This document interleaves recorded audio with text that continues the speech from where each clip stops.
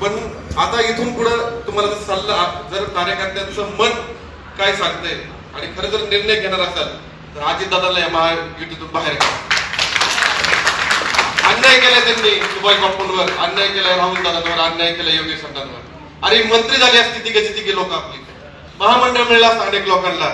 अजितदादा येऊन आमचे आबासाहेब सोनवणे शामगावने डिप्युटीचा निधी मागायला गेले आणि अजितदादा म्हणले तुमचा काय संबंध आहे, आम्ही 10% निधी देणार.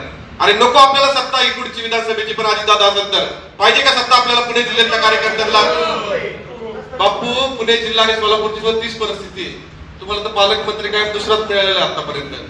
स्वाभिमानी नेतृत्व या पुणे जिल्ह्याला मिळत नाहीये. पुणे जिल्ह्यातल्या लोकांचं हाल झालेले. ज्या राष्ट्रवादीशी गेल्या 10 वर्षापासून आम्ही विरोध करतोय, ती राष्ट्रवादीच्या अजितदादा तुम्ही आमच्या भोकांडे दिले आणि अक्षरशः कार्यकर्त्या भीतीच्या वातावरणामध्ये. कशासाठी घेतलंय?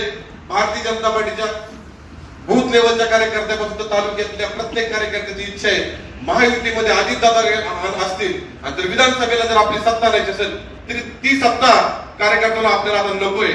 काय करायचं? अजितदादासाठी सत्ता राहायची, तिथं त्यांनी पालकमंत्री व्हायचे, तिथं बॉस व्हायचं, तिथं आदेश द्यायचे आणि भारतीय जनता पार्टीच्या कार्यकर्त्यांना चिरडण्याचं काम करायचे.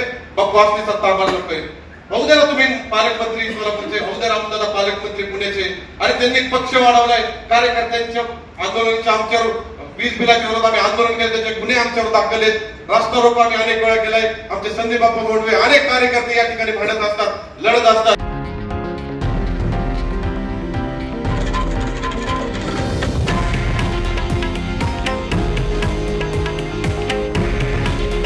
हे आहे देशातील नंबर 1 न्यूज नेटवर्क आणि आपण पाहत आहात TV9 मराठी. काळजी तुमची, हित महाराष्ट्राचं.